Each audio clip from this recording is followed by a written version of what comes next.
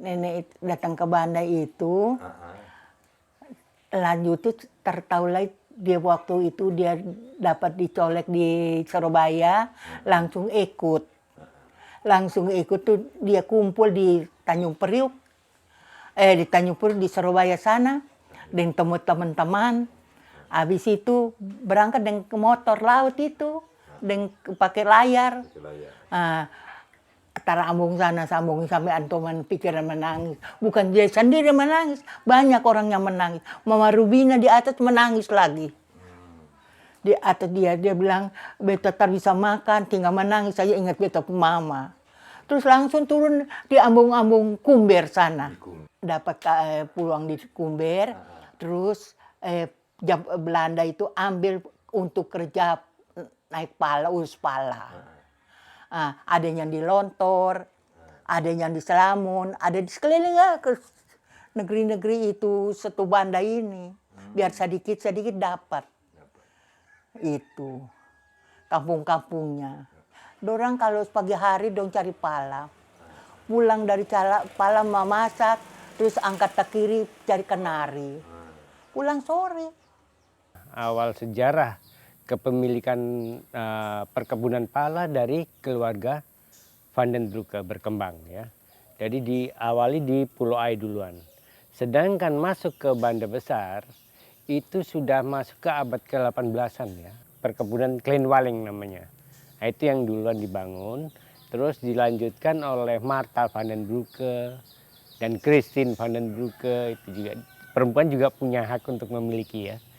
Nah, yang terakhir itu justru yang di Grootwaling sini. Nah, dan di Grootwaling sini itu yang jelas tadi saya ceritakan ya, bahwa yang ini bukan dari hasil rampasan atau minta dari VOC bukan, tapi Van den Broeke, Frederik Van den Broeke ya, Frederik Van den Broeke barter sama penduduk asli orang Banda Besar.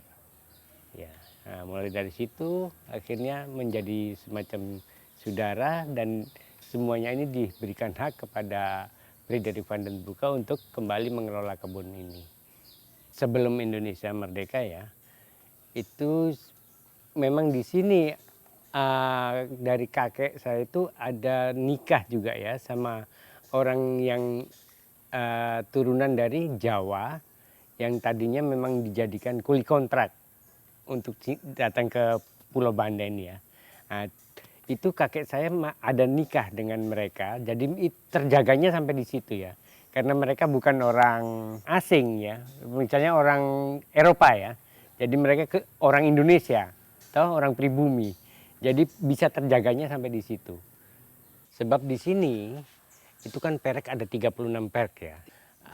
Itu perek itu hampir seluruh keturunan Jawa itu ada. Ada keturunan Madura juga ada, keturunan Jawa Tengah, Jawa Timur, Jawa Tengah sampai Jawa Barat pun ada, bahkan Bali pun ada. Itu biasanya habis panen ya, setelah panen raya maupun itu kan ada macam ritual gitu ya, pemotongan kambing atau kerbau ya.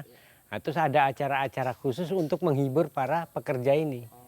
Yang ada di sini ya, ngeremong, tari remong itu ada, terus ludrukan ada, wayang kulit. Itu.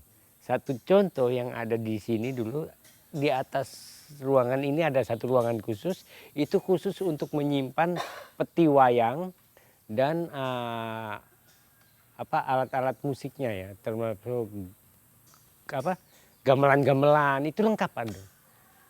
Terus perempuan-perempuan itu sebagai penari-penari waktu itu juga ada, udah memang terpilih ya. Bunga dari perek tersebut lah. Itu digunakan untuk mengisi acara hiburan tersebut. Tuh. Jadi kalau bicara tentang gadis pala, itu kalau dari keluarga saya itu dari neneknya bapak saya. Jadi garis keturunan dari ibunya bapak saya, punya ibu lagi, berarti buyut saya ya, dari garis ayah. Nah itu didatangkan dari daerah Tuban. Jadi dalam cerita keluarga itu, beliau itu diculik. Waktu beliau ke pasar, Terus beliau diculik dengan menggunakan ilmu gendam atau ilmu hipnotis, kemudian diangkut dengan perahu dari pelabuhan Tuban dan dibawa ke Banda. Gadis Pala ini pada akhirnya menjadi satu komunitas baru di Banda, yang mana mereka ini tidak memiliki kepastian terkait dengan status mereka di Banda. Apakah mereka itu merupakan pekerja yang dibayar, seperti halnya tenaga kontrak, ataukah mereka juga dibayar seperti halnya orang tawanan yang bekerja di perkebunan. Nah, ini ada dua perbedaan yang cukup mencolok, di mana orang-orang yang diculik ini kemudian tidak mendapatkan satu kepastian terkait keberadaan mereka di Banda. Dalam pengertian, penempatan mereka itu hanya sebatas di perkebunan pala, tetapi untuk hal-hal yang lebih jauh seperti mendapatkan jatah keuangan atau jaminan uang dan jaminan kesehatan itu sangat minim sekali, saya pikir ya. Nah, sehingga ketika mereka memasuki usia yang bisa dibilang cukup untuk bisa menikah, mereka akhirnya memilih untuk menikah. Nah, itu. Terus yang kedua, status orang-orang yang diculik ini juga kan mereka kehilangan identitas mereka ya sebenarnya. Jadi ada beberapa hal yang panjang itu, ya mereka akhirnya menyimpan ini sebagai bagian dari catatan kelam mereka, bahwa ini tidak akan lagi diceritakan kepada keturunan mereka, bahwa sebenarnya mereka itu dari mana dan apa sebab mereka ke Banda. Kalau ceritanya, karena kalau ceritanya di Purulung kan masing-masing yang tahu waktu itu dorang tahu, tapi kalau yang dorang cerita sekarang kalau waktu itu dorang tahu, ya dorang angkat saya cerita saja. Tapi ketemu batas cerita, batas itu.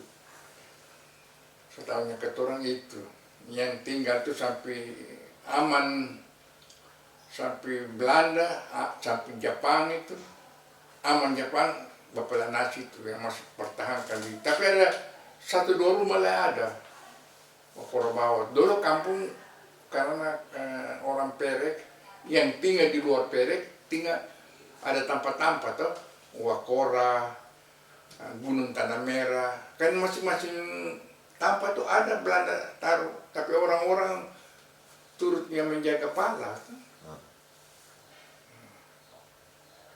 Gunung Tanah Merah di kota, nah itu ada orang jaga perbatasan itu antara Perek sebelah Kabupaten Perek sebelah Kabupaten itu Belanda. Dia taruh. Jadi di hutan itu nama di hutan zaman itu, tapi orang ada, orang jaga. Tidak bisa kata dari Perek sebelah orang masuk di sini, tidak bisa. Masing-masing itu dorang, itu Perek dorang pakai dorang orang. Gitu. Jadi kalau melihat situasi waktu itu Belanda, Jepang itu bubar semua, sutra ada pala-pala sutra. Karena orang laki-laki kan dipakai puluh rum, dapat angka bawa di Kokas. Oh, di Kokas? Papua. Teteh termasuk di Kokas? Beta bapak. Katong di kampung saja. Beta kakak nih. Mati bapak angka, dapat angka. Orang laki-laki boleh bilang yang rasa bisa dapat angka semua.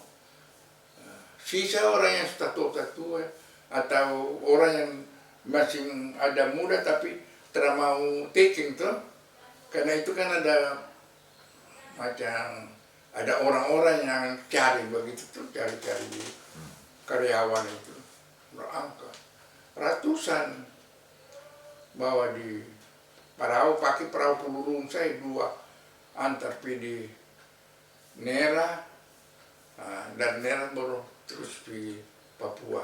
Itu pakai kapal besi, di Papua itu pakai kapal besi, kapal perang, kapal kayu. Perahu layar. Oh, di Papua pakai perahu layar. Perahu layar, perahu pelurung. Luas laut Banda